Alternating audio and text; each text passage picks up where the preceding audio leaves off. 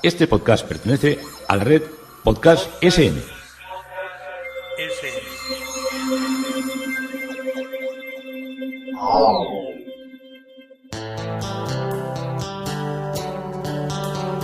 Historia con sentido. Un podcast realizado y presentado por Juan Carlos González.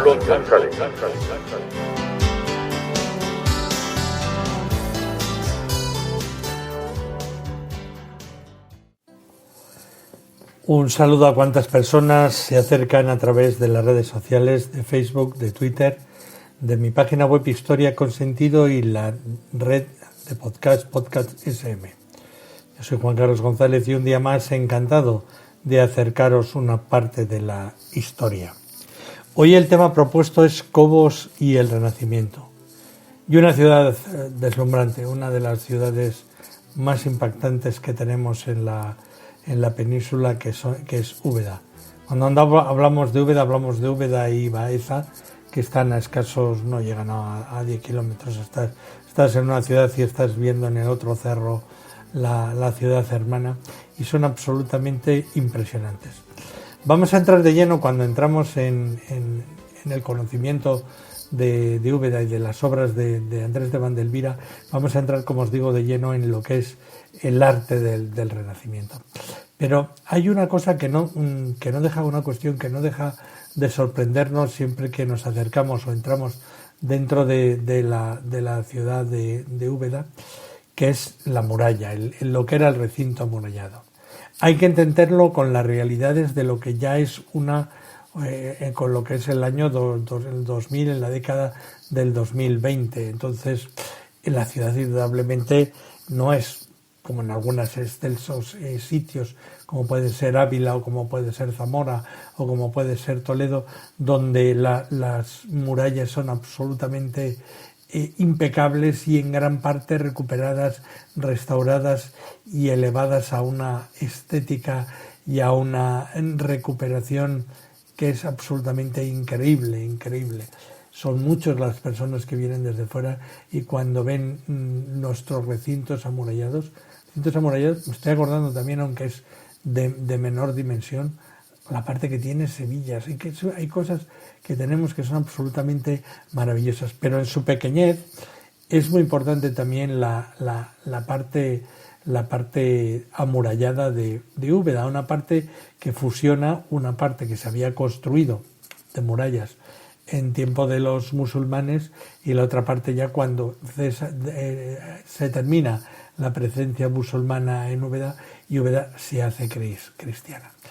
Úbeda había sido conquistada por los musulmanes en la demarcación territorial hecha en el año 746 por el valí, que era el jefe territorial, como el gobernador, el representante de lo que era el emirato, de Yusuf al-Jeri, y quedó incorporado a lo que era la Cora, la provincia de Toledo.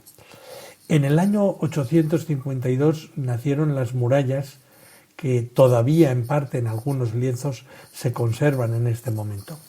Por este tiempo, Hassem ben Abdelaziz Hajib, ministro universal de Mohammad I, emir de Córdoba, manda amurallar y fortificar las ciudades de Úbeda y de Baeza.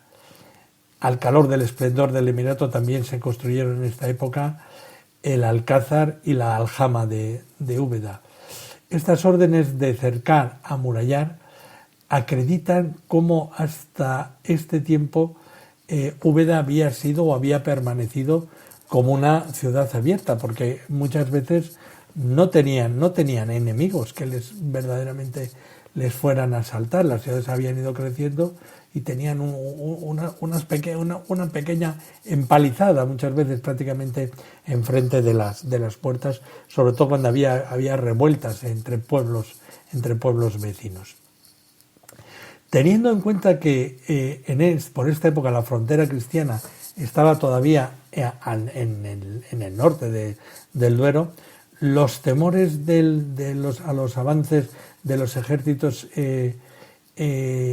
cristianos no eran excesivamente problemáticos en esta zona tan alejada, y no creemos que esta sea la justificación para que se preparara desde tan pronto unas murallas para evitar un posible ataque castellano o navarro o aragonés o del franco condado de la zona de Cataluña o asturiano, que fueran a bajar tan abajo. Eso tardaban meses en hacer una expedición hasta este punto. Y siempre el foco de todos los intentos era en Toledo, y luego, si se dirigían hacia el sur, era atacar la cabeza, que era atacar a Córdoba. Sin embargo, aparecen dos factores distintos en esta lejana región de Al-Ándalus que podrían justificar de alguna manera esa política defensiva. De un lado, el temor a nuevas invasiones normandas, que ya en el año 844 con sus barcos remontaron el Guadalquivir, y en una incursión depredatoria, tomando Sevilla, algunos grupos llegaron incluso a alcanzar a la ciudad de Córdoba, al plantarse delante de esa ciudad. Esto obliga a fortificar las más importantes ciudades del valle del Guadalquivir. No creemos que esto tampoco motivara la decisión de fortificar Úbeda y Baeza, pues las invasiones normandas se hicieron teniendo como punto de apoyo a lo que era la fuerza naval. Por eso llegaron hasta Córdoba, pero solo hasta allí era navegable el Guadalquivir, y Baeza y Úbeda quedaban todavía muy alejadas de las operaciones normandas. Desechado este punto, el de los normandos, aparece otro factor de inestabilidad en Al-Ándalus en este tiempo, y este sí que lo podemos estimar como la causa de que estas dos ciudades fueran amuralladas. El recrudecimiento de las persecuciones religiosas bajo el emirato de Abderramán II era y crea un descontento entre los muladíes y los mozárabes. Y el mayor porcentaje de la población musulmana acabaría cristalizando en un levantamiento, en el levantamiento claro que hizo Omar ibn Hasún, y en la creación de un intento de reino mozárabe con una capitalidad en Bobastro, en la serranía de Ronda. Y incluso llegó a tener bastantes extensiones de terrenos desde Ronda hasta casi Úbeda. Aunque esto no ocurrió hasta el año 879, no cabe duda que fue procedido de un periodo de intranquilidad y de rebeldía, de disturbios internos, que justificaron la medida de crear núcleos fortificados en los que apoyar la autoridad del emirato frente a la rebeldía que tenían los cristianos, conversos o no, y que estos causaban dentro de las ciudades. Así que la idea que mueve el amurallamiento, en esencia, fue hacer un gran cerco para que no les vinieran de fuera otros que creyeran en una religión distinta e intentaran imponérsela a ellos.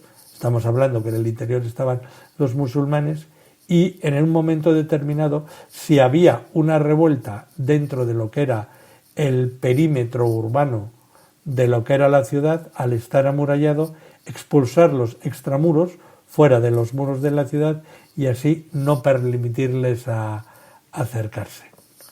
Convertida así ya en una plaza fuerte bajo el dominio musulmán, las murallas de Úbeda serían el escenario de cruentas luchas al que se enfrentan cuando la frontera cristiana va bajándose hacia el sur y va convirtiéndose en un punto, en un enclave que tiene que servir para frenar el avance de la recuperación. Esto se iba haciendo de río a río, primero el Duero, luego el Tajo, luego el Guadiana, luego el Guadalquivir. Estas eran las fronteras naturales donde se extendían los esfuerzos de conquista y de reconquista por los cristianos.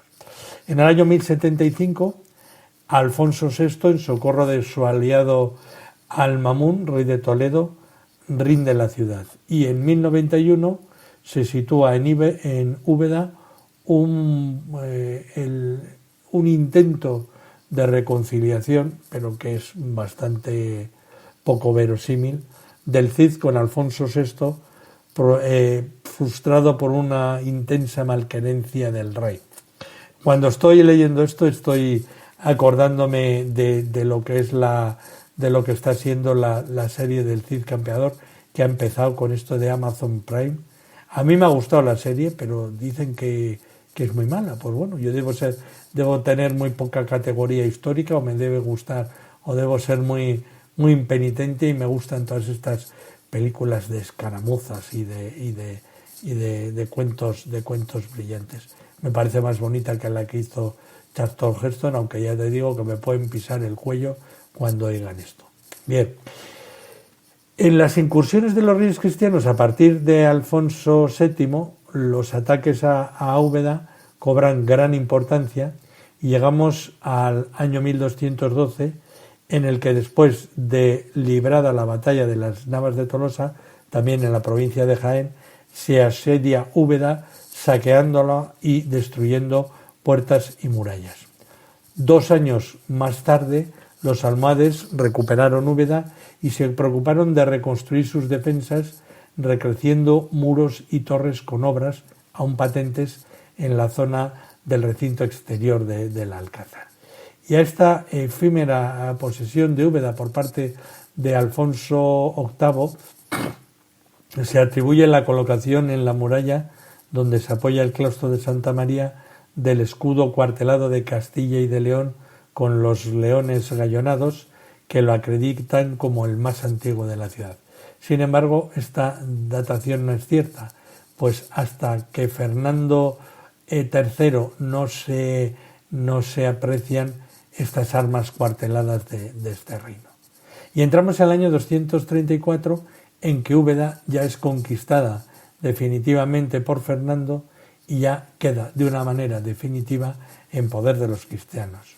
Hablamos del 234 y vamos a hablar de 200 y pocos años más.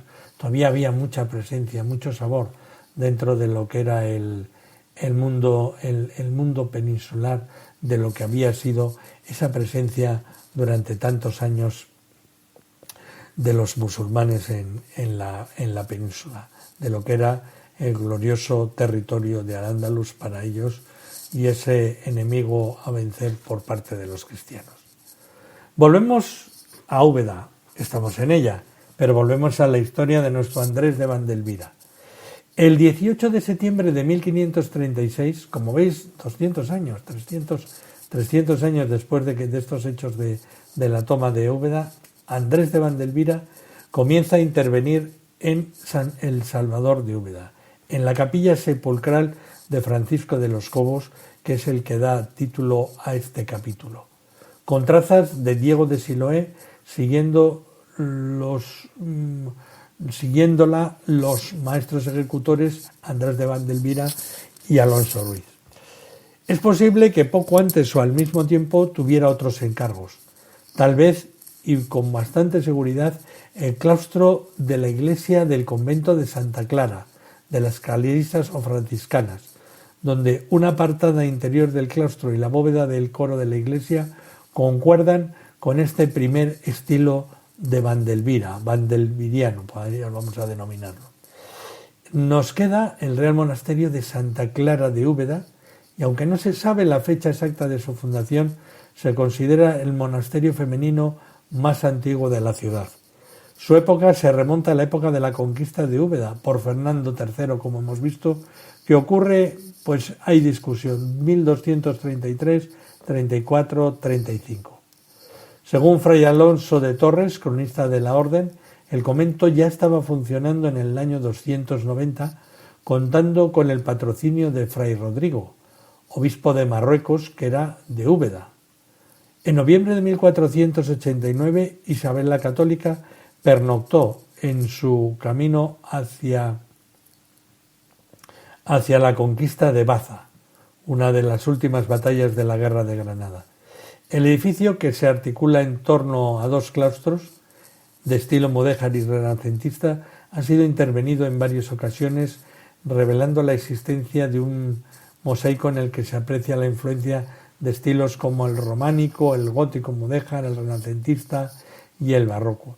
Tanto su fachada principal como su portada exterior fueron construidas ya más tardíamente, en el año 1679, y la portada de estilo barroco clasicista se divide en dos cuerpos, una parte inferior que está compuesta por un arco de medio punto. Tras la portada principal se accede a un patio que sorprende con un sorprendente arco gótico mudéjar, el más antiguo de la ciudad, que da acceso a una sencilla iglesia. Las jambas del arco están coronadas por capiteles vegetales y varias arquivoltas con diversas molduras, arcos entrecruzados, un elemento de tradición almohade, puntas de estrella y puntas de diamante. En la fachada de la iglesia, un rosetón con vidriera representa el emblema franciscano y sobre el mismo destaca un elemento peculiar realizado en terracota, la estrella de David asociada a la familia Salido. Esto apunta a su origen judío, pues en los siglos XVI y XVII el término salido era sinónimo de forajido. De los que huían de un reino a otro no eran los salidos, sino que eran los judíos que habían salido de la ciudad y eran conversos, y muchos se veían obligados a emigrar. La iglesia tiene planta de cajón con 3 naves y un doble coro a los pies, y la cabecera está cubierta por una bóveda de nervios y separada de la nave con un arco toral apuntado con baquetones. En el siglo XVII las naves se cubrieron de falsas bóvedas encamonadas. Destaca la capilla mayor, cuyo patronato lo ejerció la familia Salido, y se indica que don Antonio Diego Salido el Viejo era el regidor de Úbeda en el año 1459. En ella se conservan 4 lienzos de gran calidad, escenas de la Pasión de Cristo, ejecutadas por el pintor barroco Sebastián Martínez, cercano al taller de Bocanegra. De Atanasio Bocanegra hemos visto muchas pinturas que hay en Jaén. En Granada tenemos mucha obra de Bocanegra, que es un pintor que a mí me encanta. Bueno, si hasta el momento Vandelvira ha iniciado y practica un lenguaje renacentista plateresco, a partir de ahora empezará una nueva andadura basada ya en un conocimiento más apurado del clasicismo, fruto sin duda de su encuentro con el maestro Siloé. Ese cambio comienza a vislumbrarse en lo que es la sacristía de la Iglesia del Salvador, el nuevo proyecto de 1540, y cuya autoría se la debemos al maestro de Alcaraz, Andrés de Vandelvira. Pero tenemos que hablar del personaje que cambia todo este modo de entender, y el hombre previdencial de la introducción del Renacimiento en la comarca. Porque Francisco de los Cobos y Molina es, de un modo inequívoco, una de las personalidades más poderosas y atrayentes de las que han tenido influencia sobre Úbeda. A él no solo se le debe la realización de uno de los más importantes complejos de la arquitectura privada del Renacimiento español, sino que su enorme prestigio y poder será el origen de un patronazgo familiar tan fecundo como entramado. Cobos nació en Úbeda en torno al año 1477.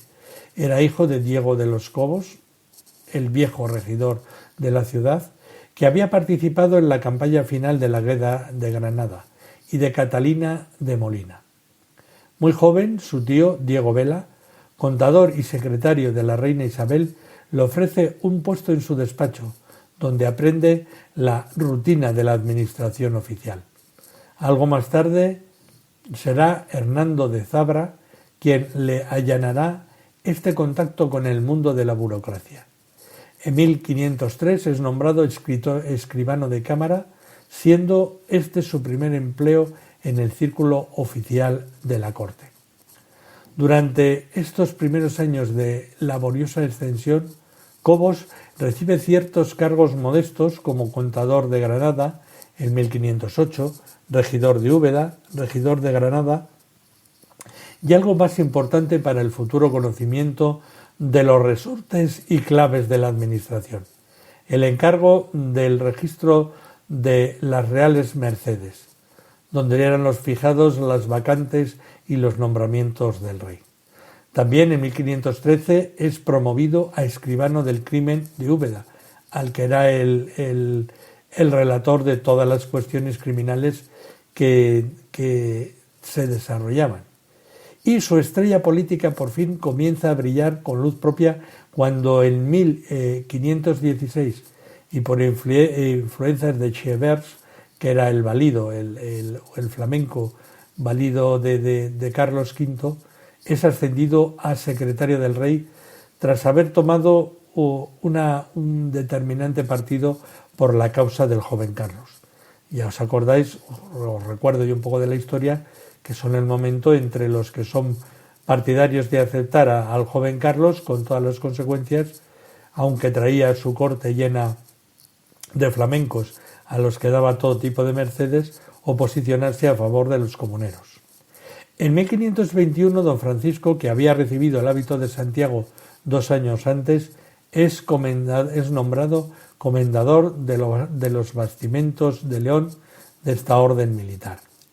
Al año siguiente, el ya secretario y miembro del Consejo de Su Majestad contrae matrimonio con doña María de Mendoza y Pimentel, hija de los condes de Ribadaiva. Contaba el esposo ya con 40 años y ella apenas había cumplido 14. Y con la caída en la desgracia del canciller Gatinara en 1528, el protagonismo político de Cobos alcanza el máximo grado de privanza ante el emperador. De hecho, él no es ya solo el responsable de los asuntos castellanos en la corte, sino que su incursión en la política externa se hace cada vez más firme e influyente, siendo imprescindible en lo que es sobre todo la política financiera imperial. No en vano, a partir del año 1530, Cobos, junto a Gran Vela, se convierte en el más importante, eficaz y todopoderoso consejero de Carlos V. Ambos, durante los 8 años siguientes, acompañaron al emperador en todos sus viajes, siendo sus principales agentes en todas las negociaciones diplomáticas. Entretanto, don Francisco no ha descuidado sus intereses personales y en 1529 había sido nombrado comendador mayor de León de la Orden de Santiago, la más alta distinción que podía recibir un cortesano de su alcurnia. Una patente de nobleza capaz de equipararle a la de su mujer. Este afán de ennoblecimiento, junto a una voluntad insaciable para acumular una inmensa fortuna personal, hace que a lo largo de esta época el comendador consiga el nombramiento de adelantado de Cazorla con carácter hereditario para sus descendientes, al tiempo que compra la corona, dotada de privilegios para desmembrar territorios y jurisdicciones pertenecientes a las órdenes militares, la villa de Sabiote en el año 1537 y un año después las de Torres y Canena por un importe que fue superior a 100.000 ducados. En el plano económico, el fundador de su monumento más importante que vamos a contemplar como obra en parte de Vandelvira, fundador de la capilla sacra de la Capilla del Salvador, había conseguido de por vida y por donación las explotaciones salineras en Nicaragua y en tierra firme.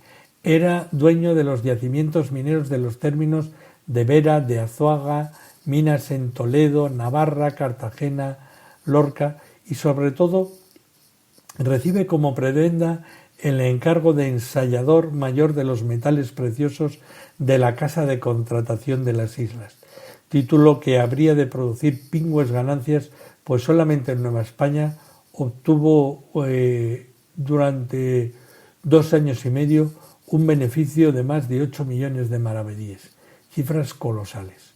Otra donación del emperador a Cobos, al margen de sus fabulosos donativos, como secretario de las rentas emanadas de los señoríos, encomiendas y oficios públicos, fue la de los tributos del abastecimiento de carnes a Úbeda y sobre las alcábalas de las heredades de esta ciudad y de la de Jaén, al mismo tiempo que sobre las rentas del tabaco del Reino de Andalucía. Un manuscrito de Pedro Núñez Salcedo, conservado en el exterior y titulado Relación de títulos que hay en España, sus rentas, solares y linajes, nos da para el comendador de Mayor de León unos beneficios anuales más de 55.000 ducados, cifra verdaderamente millonaria. Estamos hablando de una de las personas más increíbles. Don Francisco de Cobos, comendador mayor de León, contador mayor de Castilla, es el cantero, cuando no el aparejador de la política castellana de su siglo. De él el emperador dice: porque veis la confianza que yo hago de Cobos y la experiencia que él tiene de mis negocios, que está más informado y tiene más plástica que nadie, también en ellos y en las cosas que os pareciere tomar información y consejo, lo toméis. En 1546, un año antes de su muerte, el embajador veneciano Bernardo Navagaro escribía que Cobos conocía la naturaleza del César, referido a Carlos V. Quizá a ello se debe, decía, el predicamento que goza con su majestad y que éste jamás le rechace nada de lo que le pide. Cuando se encuentra con el emperador todo lo pasa a sus manos. Y cuando aquel está ausente, él es el que dirige a todos los asuntos de importancia a través del consejo y de su propio juicio.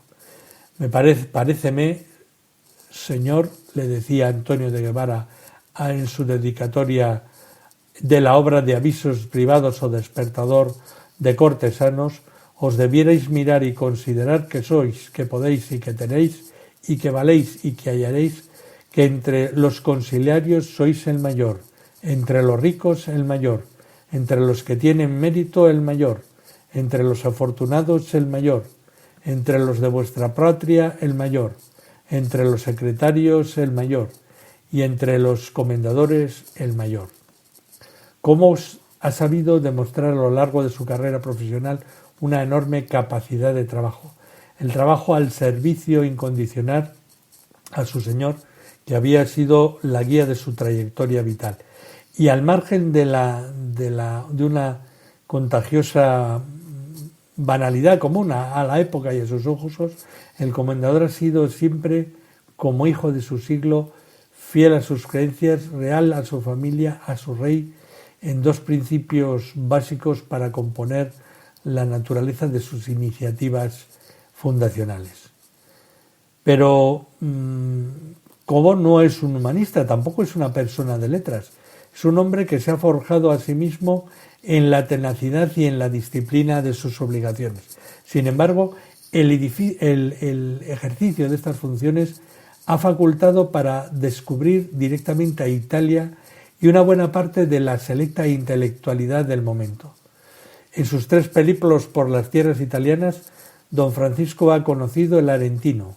También, en fecha tan temprana como 1522, conoce en Ferrara a Tiziano, de cuya amistad hablaremos. En Mantua entabla relaciones con la poetisa Verónica Gambara y en Nápoles con el historiador Paolo Giovi. En España el comendador mantiene contacto obligado y amistoso, en algunos casos fecundo, con personajes como Valdés, el increíble Valdés, el secretario de Letras Bellas de Carlos V, con Hurtado de Mendoza, con Lope de Ayala, con Luis de Ávila y Zúñiga, todos ellos los intelectuales consagrados. Es difícil al referirnos a la figura de Francisco de los Cobos hablar de una mentalidad de coleccionista en un estricto sentido de este concepto. Él ciertamente no es un gran conocedor del arte, es más bien un curioso que se asoma a él. Pero Cobos, por su poder e influencia, y también por la amistad, recibe regalos preciosos, y él mismo no desdeña comprar objetos y obras artísticas capaces de propiciar el prestigio y la reputación siempre anhelados. Estos no eran emperadores, pero de alguna manera decían, si el emperador hace eso, pues yo en pequeño no, en grande en este caso, voy a intentar hacer algo parecido.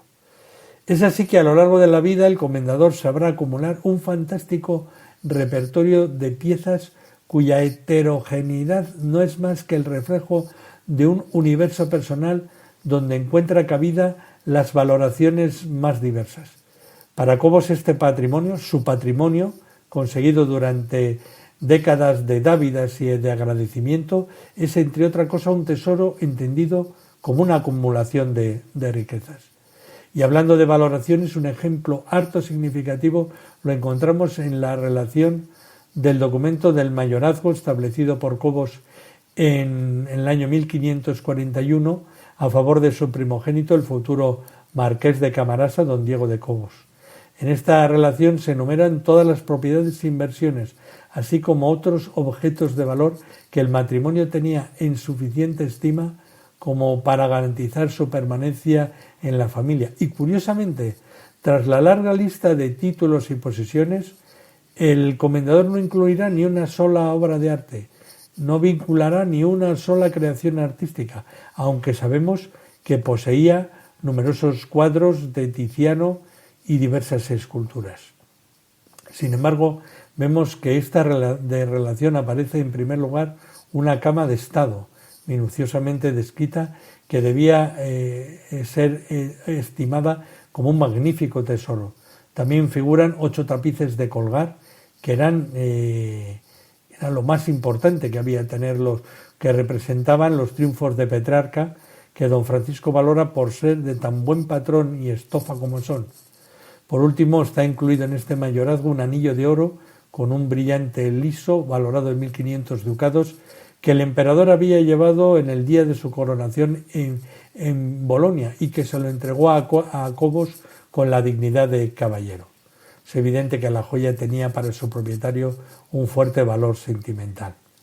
En el año 1521 obtiene en Colonia de Carlos V el primer obsequio, 4 cabezas de las vírgenes martirizadas de la ciudad, junto con la cédula de autenticidad de las reliquias que luego habrían de figurar en la sacra capilla de San Salvador de Úbeda. Para su palacio de Úbeda, don Francisco había encargado a través del embajador en Roma, en Micer May, una bellísima fuente de piedra. Y también en diciembre de 1531, Micer May anunciaba la llegada a Alicante junto a la fuente, que aún conservamos, el envío de un busto de Apolo, una de las buenas piezas de Italia. Como podemos comprobar, con cierto regusto por los nuevos comportamientos renacentistas, cuando no un incipiente coleccionista, sí que hemos debió prender, al menos en la mente del comendador, almacenar y tener tesoros. Pero las relaciones de Francisco con el mundo de arte en Italia irán acrecentándose con el paso de los años. Pero esto lo tendremos que ver más adelante, porque son incontables las obras que tenemos que relatar que llegaron a Úbeda, procedentes de Italia o con influjo italiano. Ya veis, de aquellas murallas musulmanas para controlar revueltas, al esplendor de un renacimiento. Cuando aparcamos el coche en lo que son los aledaños a las obras monumentales renacentistas de Úbeda, muchas veces tenemos que aparcar junto a las murallas. Contemplamos un esplendor y contemplamos una gran belleza, la belleza del Renacimiento en Úbeda. Hoy Cobos y el Renacimiento en Historia con Sentido. Juan Carlos González, un día más encantado de haberos podido acercar este espacio de la historia.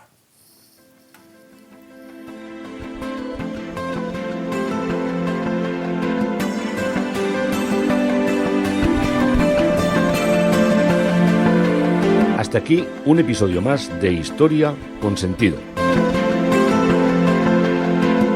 El podcast que te habla de historias de la historia, sucesos, eventos, como si el ayer fuera hoy. Síguenos a través de iTunes, Spreaker o iVoox.